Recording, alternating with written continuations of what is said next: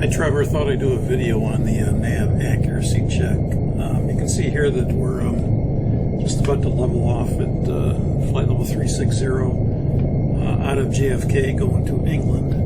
And let's say we want to do a Nav Accuracy Check. So we're going to go to the NavRad page. And you can see on the NavRad page that Putnam is being auto-tuned and Providence is being auto-tuned. So Putnam's behind us and Providence is just off our right. So what we can do is pick a couple of nav aids that are kind of off either side. I could pick Putnam, but I'd probably want to pick something that's kind of like off, like this Lima Foxtrot Victor, and maybe this Echo November Echo, which is Kenny Book VOR. So let's tune those manually. So we'll go Echo November Echo, and then I'll go the other one is Lima Foxtrot Victor, manually tune that, and now you see that gives us the radial for each of those, and that's the raw data radial that we're on. So what we can do is go up to the map switches, and we can select the position. And when you do, that's going to create, or that's going to turn on the GPS position symbol with the 3 IRS symbols. The combination of the 3 IRS's, the average weighing of those is the FMC inertial position. And then the GPS position is the tip of the triangle, that little saucer-looking, UFO-looking symbol. And then the difference between the inertial position and the GPS position would be called the bias. And they are different in that inertial position is being updated by the GPS position. You'll notice when we bring on the position, we also get these raw data radial lines. 301 going to Lima Fox Victor, and 220 going to Echo November Echo. So if we bring the range up,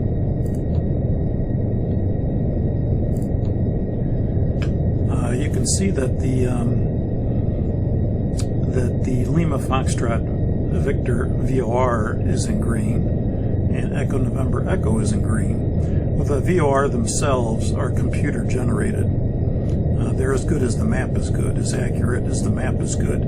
But these radial lines are raw data. So you'll notice that the radial line goes out and there's a little cross denoting where Lima Foxtrot Victor is. And you'll notice it's right on the in the middle of that VOR. Very accurate. And then the raw data radial line for Echo November Echo goes out on the 219 radial, and that little cross is lying right over the Echo November Echo computer generated VOR. So that's really good enough to do the accuracy check. It's accurate here, it's accurate here, and we check the DME distance, 64.8, and then we'd record that. We'd put in Echo November Echo 216 or whatever that is at 63.5 miles, and Lima Foxtrot Victor, the radial's 312 at 57.4 miles.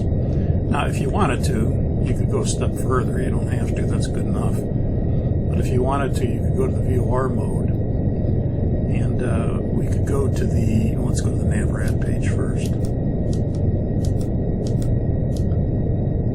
We go to the NavRad page, and we can put in the 216 radial for Kenny Book.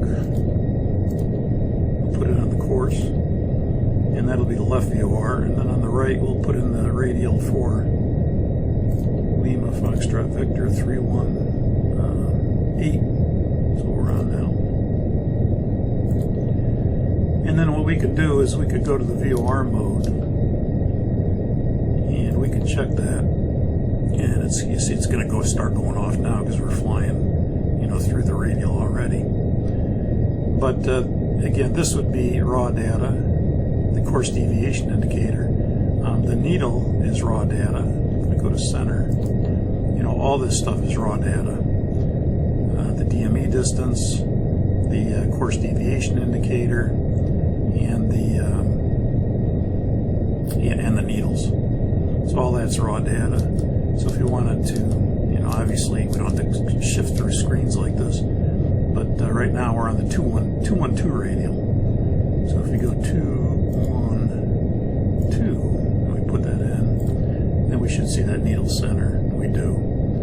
And we're on that radial, and we're at that DME distance. And so that's another way you could check it. But again, it is good enough just to go map. And again, if I delete those courses, delete that course, and then I go back to my map mode. Let's go to expanded. Oops, not plan. Expanded.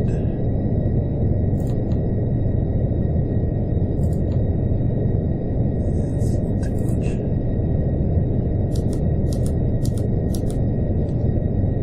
So again, that's good enough just to look at that and say, okay, that's crossing right there. That's crossing right there. It's right over the computer-generated data, and we record the radial and the DME distance. And that's about it. Hope that helps.